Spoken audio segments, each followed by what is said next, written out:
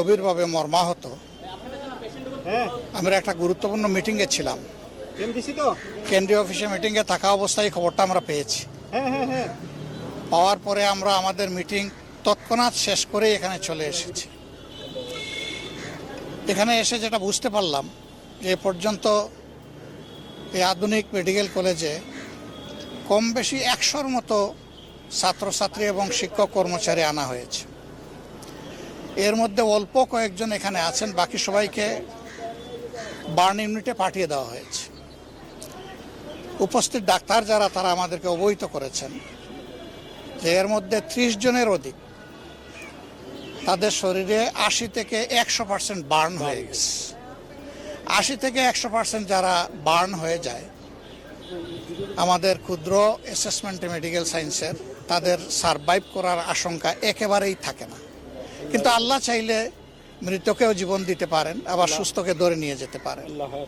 দীর্ঘস্থায়ী এবং ট্যাম্প মুক্ত বাড়ির জন্য সিগমা কেমিক্যালের রয়েছে কংক্রিটে পানি প্রদানে বাধা দিতে ওয়াটার পিলার, দ্রুত চমট বাঁধানো ও শক্তিশালী কংক্রিটের জন্য ইউকন, রডের মরিচা দূর করতে রাস্ট ক্লিনার, ছাদের তাপ ও ড্যাম্প প্রতিরোধে হিট বন্ড, কংক্রিটের ছোট বড় যে কোনো ধরনের লিকেজ বন্ধ করতে লিক বন্ড এবং প্লাস্টার, এবং কংক্রিটের লবণাক্ততা রোধে সল্ট প্লাস্ট সহ সকল ধরনের construction chemical. Sigma chemical private limited, নির্মাণে নির্ভরতার প্রতীক।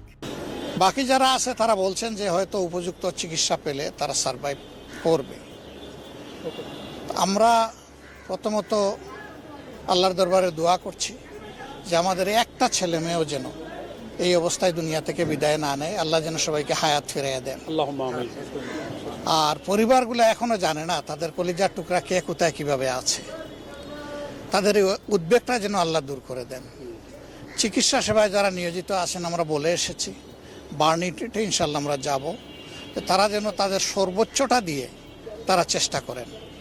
আমাদের সহকর্মীদেরকে ইতিমধ্যেই আমরা আহ্বান জানিয়েছি, রক্ত লাগে রক্ত দিবে, ঔষধ লাগে ঔষধ দিবে, টাকা লাগে টাকা দেবে, এবং যত ধরনের সহযোগিতা আছে সব দিয়ে যেন এই মানুষগুলার, বিপদগ্রস্ত মানুষগুলোর পাশে আমরা দাঁড়াতে পারি। আমরা দেশবাসীকেও আহ্বান জানাবো যে প্রথমত তাদের জন্য সবাই যেন দোয়া করে, আল্লাহ যেন তাদেরকে সুস্থ করে দেন।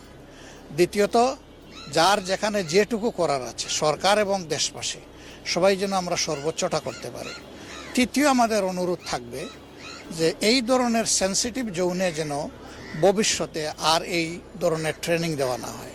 কারণ ট্রেনিং লার্নার যে প্লেন, এগুলার এইটাই কিন্তু প্রথম অ্যাক্সিডেন্ট না।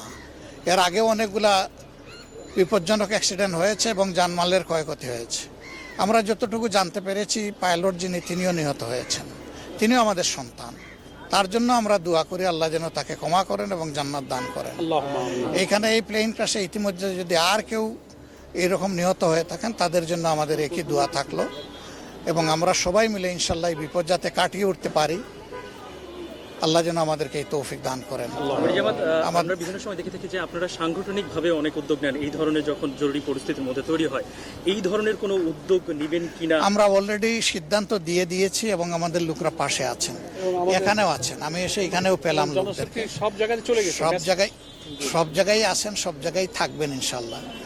এরপরে একটু যখন সেটেল হবে ঘটনা, তখন আমরা প্রত্যেকটি পরিবারে যাব ইনশাল্লাহ।